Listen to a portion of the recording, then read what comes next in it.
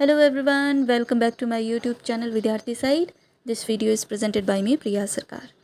सो friends, हम पढ़ रहे हैं यूनिट सेकंड और यूनिट सेकंड के अंदर हमने लास्ट वीडियो में यानी कि लास्ट लेक्चर में हमने कवर किया था linkage between educational policy and national development.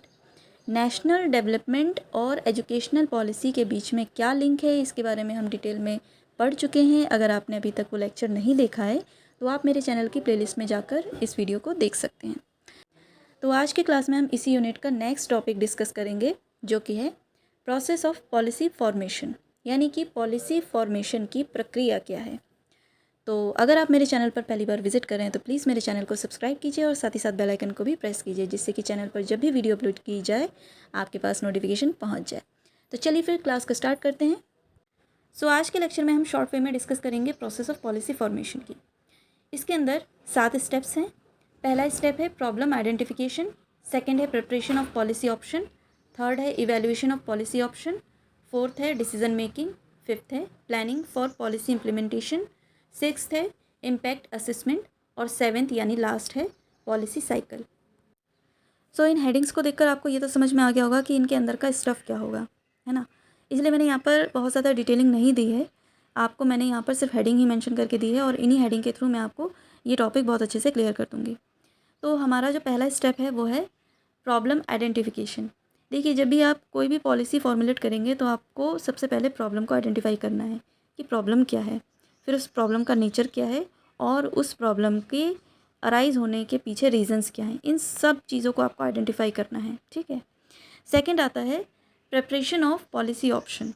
देखिए, जब आपने प्रॉब्लम को अच्छे से आइडेंटिफाई कर लिया ना, तो अब आप उसके सॉल्यूशन के लिए बहुत सारे ऑप्शंस क्रिएट करेंगे.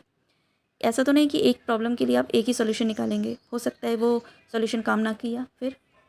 इसीलिए आपको एक प्रॉब्लम के लिए मल्टीपल ऑप्शंस जनरेट करने होंगे. थर्ड आता है इवैल्यूएशन ऑफ पॉलिसी ऑप्शन. अब आपको उन सभी ऑप्शंस में से कंपैरिजन करना होगा और ये पता लगाना होगा कि आपका जो सबसे बेस्ट ऑप्शन क्या रहेगा. ये एनालिसिस आप कैसे करेंगे, ये एनालिसिस आपका किस बेसिस पर होगा. ये आपका कॉस्ट बेस पे भी हो सकता है, ये आपका क्वालिटी के बेस पे भी हो सकता है, ये आपका इम्प्लीमेंट के बेसिस पर भी हो सकता है. कॉस्ट का मतलब, जैसे मान लीजिए कि आपके पास 4 ऑप्शन हैं और चारों में से हो सकता है कि 2 ऑप्शन ऐसे हों या कोई एक ऑप्शन ऐसा हो जो थोड़ा कम कॉस्ट में भी आपको समझ में आ रहा है कि ये काम कर जाएगा. तो आप बाकी के महंगे जो ऑप्शन है उनको आप अवॉइड कर देंगे, उनको आप एक तरफ कर देंगे. दूसरा, क्वालिटी भी आप चेक करेंगे कि इन सभी ऑप्शन में से कौन सा वाला ऑप्शन बेस्ट रहेगा, जो क्वालिटी के साथ काम करेगा, जिसका इफ़ेक्ट बहुत अच्छा आएगा.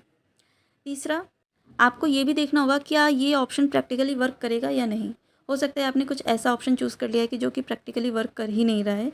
तो इन सभी चीज़ों के बेसिस पर आप एनालिसिस करेंगे, इवैल्यूएट करेंगे कि कौन सा ऑप्शन बेस्ट रहेगा. इसके बाद इसका नेक्स्ट है डिसीजन मेकिंग.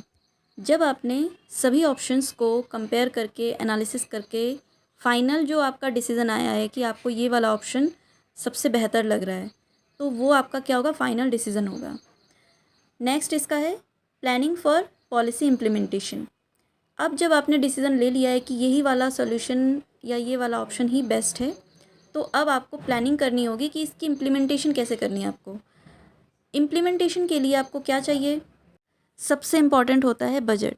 तो सबसे पहले आपको ये फाइनलाइज़ करना होगा कि बजट कहाँ से आएगा, रिसोर्सेज कहाँ से मिलेंगे, रोल एंड रिस्पॉन्सिबिलिटीज़ आप किसको असाइन करेंगे, मॉनिटर करना, लोगों के साथ कोऑर्डिनेशन करना और दी गई टाइमलाइन के अंदर आपको ये पूरा का पूरा काम कैसे कंप्लीट करना है. ये सारी चीज़ें जो हैं इसके अंदर आएंगी, पॉलिसी इम्प्लीमेंटेशन के अंदर आएंगी. नेक्स्ट इसका पॉइंट आता है इम्पैक्ट असेसमेंट. अब जब आपने पॉलिसी को इम्प्लीमेंट कर दिया है तो अब आप इसका इम्पैक्ट भी तो असेस करेंगे कि जो पॉलिसी को हमने जिस उद्देश्य से बनाया था, क्या हम वो उद्देश्य अचीव कर पाए हैं, क्या उस ऑब्जेक्ट को हम अचीव कर पाए हैं. इस चीज़ के लिए आप क्या करेंगे, उसके प्रभावों का असेसमेंट करेंगे. नेक्स्ट आता है लास्ट यानी कि पॉलिसी साइकिल. जब आपने उन सभी इम्पैक्ट को अच्छे से असेस कर लिया है तो आप इस चीज़ को भी एनालिसिस करेंगे यहाँ पे कि हमने किस हद तक, किस सीमा तक अपने गोल को अचीव किया है और कहाँ पर हम लैग कर गए हैं.